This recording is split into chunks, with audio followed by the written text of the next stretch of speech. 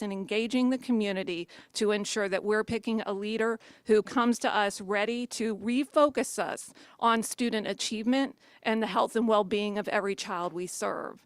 With that being said, I'm going to invite each board member to take a moment to have some comments. So I'll ask Board Member Hershey at this time to come forward. This is not an easy day for anybody. Quite frankly, when I spoke with Dr. Greene a couple of weeks ago in my office, I had tears in my eyes. It is very difficult to part ways with somebody who has done good work on behalf of students and for Duval County Public Schools. She will long be remembered for the half pennies sales tax that will bring great renovation and need for failing infrastructure in our district that will impact students for generations to come. One of the things that Dr. Greene also did was to lead at the state level for career technical education, specifically in elementary education for career technical education. Under her leadership, our district made great gains, and we will forever be positively impacted by her leadership.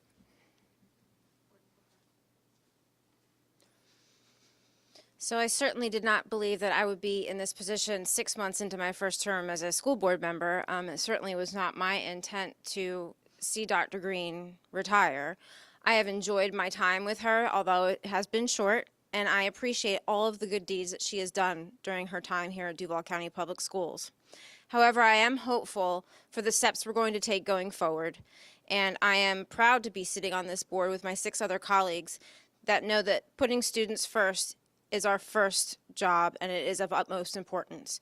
And so while we will be looking for someone new to take the reins going forward, I want to thank Dr. Greene for her service, and I enjoy working with this board, and I'm looking forward to the next 3 years of my term with them as well. Thank you.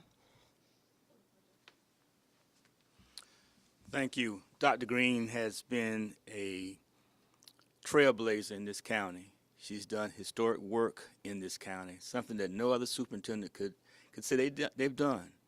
We were just 4 points away from being a school district prior to the pandemic. I think people forget about that, how close we were as a large urban school district from being an A school district. That was because of the leadership and compassion and love that Dr. Greene showed for the students and teachers each and every day. She cares about our community, she cares about our students, and she works hard, and her passion shows through everything she does for this community. And I just want to thank Dr. Greene for her service. It's unfortunate, it's a sad day for our students that we had come to this point where she is retiring, but I wish her all the best in her next chapter. Thank you. Thank you. We can list the myriad of accolades that Dr. Greene has afforded this community. From her being named Superintendent of the Year, half penny sales tax, 1 mil, schools off the F list, like the list goes on. And make no mistake, we're not here by accident. She's not retiring early, she's been forced out. That's how this works. That's how this works. But she's gonna be strong, because she always is.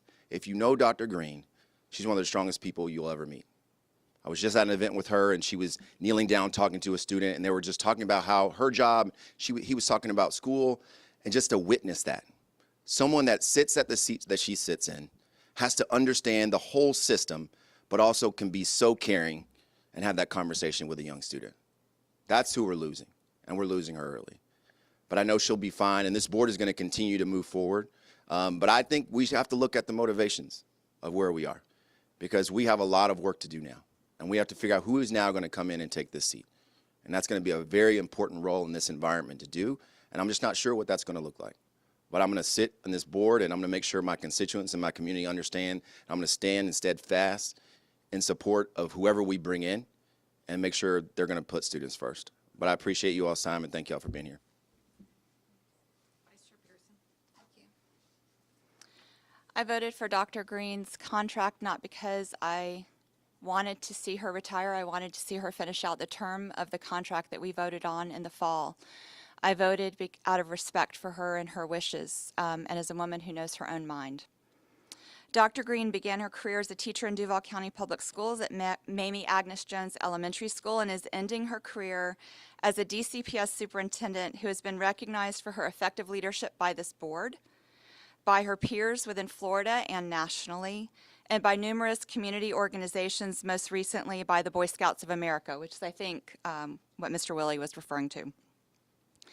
I hope that we can, as a board, facilitate an opportunity for the DCPS community and the broader Jacksonville community to extend our thanks to Dr. Greene for her service and wish her well in her much-deserved retirement.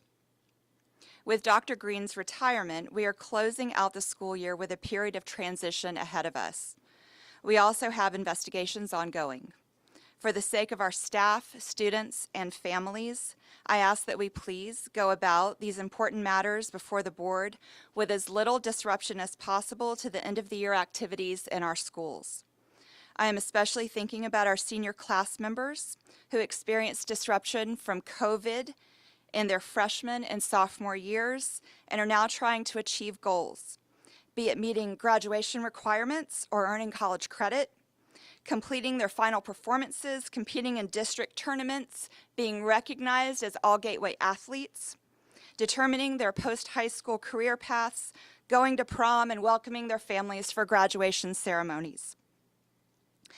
As a board, we have important work to do. So do our teachers, and so do our students. To the extent that we can, I ask that we give them a calm environment to finish out this school year. With Dr. Greene's retirement, we will join at least 20 other school districts statewide that have undertaken a search for a new superintendent since January of 2020. As a board and as a community, let us commit to conducting ourselves in a way that attracts the largest pool of highly qualified applicants as possible. As a board, we are stewards of the superintendent search process.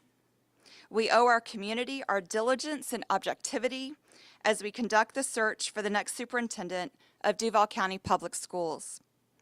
Like I said, I am sad to see Dr. Greene resign, but I wish her and Mr. Greene well in this next chapter of their story together. Thank you. I will tell you, as y'all are here today, you're hearing a lot of emotion from us because this was not an easy item. But I will say, I'm going to echo what my colleague, board member Willie said, which is this board has done hard work. We've gone through tough decisions, whether it be renaming of schools or mask mandates, and we always come together in the end on behalf of children and making sure that this district has what it needs for each of the families we serve. And today will be no exception. Again, a lot of emotion today because Dr. Greene is someone we deeply care about. Even though she's retiring at this time and we're parting ways, it doesn't make that any different. And again, there are so many things we need to make sure we celebrate in regards to her leadership during her time here.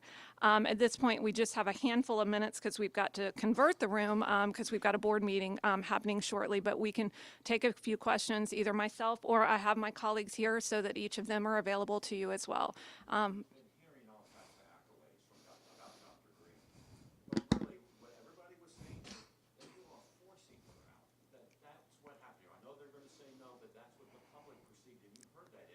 Sure. So I can only respond personally on that note, and I'll allow my colleagues certainly to come up and give their counterparts on this as well. For me, this was a vote about doing what I believed was good and right for the children, the teachers, and the principals in Duval County. And I felt that at this time it was time for a change. I looked at objective facts and data as it relates to graduation rate, as it relates to NAEP scores, as it relates to declining enrollment.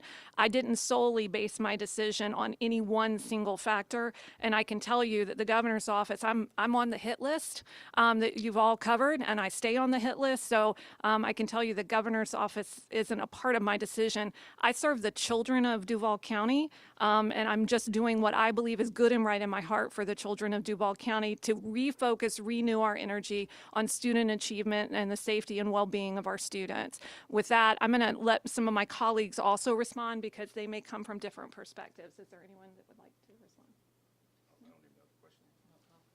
Yeah, sure. I shared previously and from the dais that I had, Dr. Greene and I had a meeting, it was about a week and a half ago. And in that conversation, Dr. Greene shared with me her intent to retire. We did not discuss a time certain. It was a good conversation. And then after that, this was, in my perception, Dr. Greene's initiative, and that the Office of General Counsel was engaged. And so I feel like these were her terms and her time. She shared with me at that particular time in the conversation that it was a decision she had landed on over a period of months, and not just recently. And I was not aware of the time frame for her retirement, but the initiation for the contract with the Office of General Counsel, from my understanding, came through Dr. Greene. Why couldn't this wait to the end of the school year? I mean, there's students all across the school district who are currently in testing. Certainly.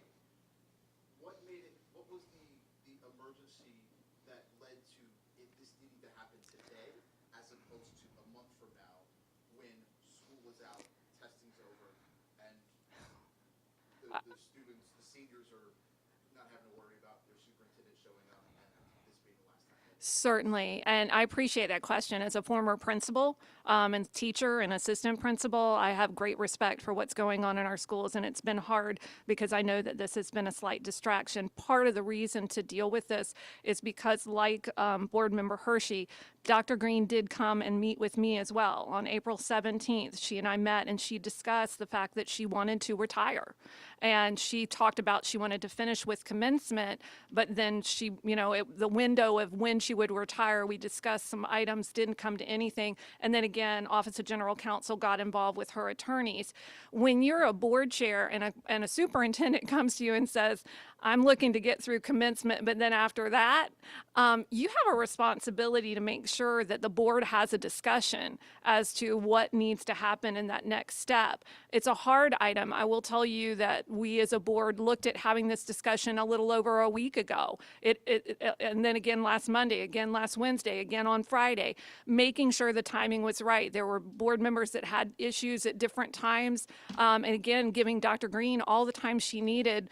When you retire from an organization that's a $2 billion enterprise with 13,000 employees, it's not just, oh, by the way, I'm going to retire on date certain. There are a lot of things that have to happen. And I was grateful Dr. Greene said that she was in this mindset so that we can have these discussions and make sure that our planning moving forward is where it needs to be so that things are seamless. Because I felt like it warranted a discussion on its own. When we're in a regular board meeting, we're dealing with 30 and 40 agenda items. And so, again, it's like the third-party investigation. I felt like that warranted a board meeting. We could have dealt with that on a board meeting night. But, weighty topics need to be dealt with on their own because they're weighty topics. You've seen very raw emotion from us as board members. We're not political, robots up here. We're human beings with feelings, and we needed to have this time to put it all on the table, and so we did. Any other questions?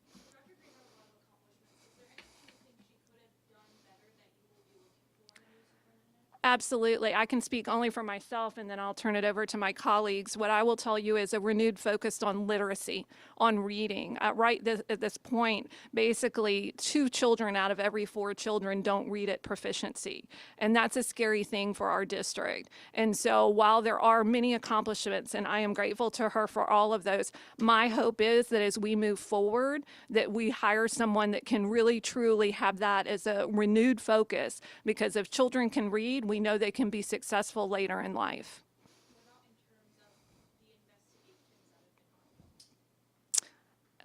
Rephrase your. Do you think that, we've been hearing these investigations years before she was superintendent. Is there anything that she could have done? I don't want to speculate on that at this point. I will tell you that I feel like we've hired a third-party investigation. I will say that I have made calls to different people in regards to asking offices about our compliance issue and things along those lines. But I think for us, again, for me today, my vote was about a myriad of items, not that one alone.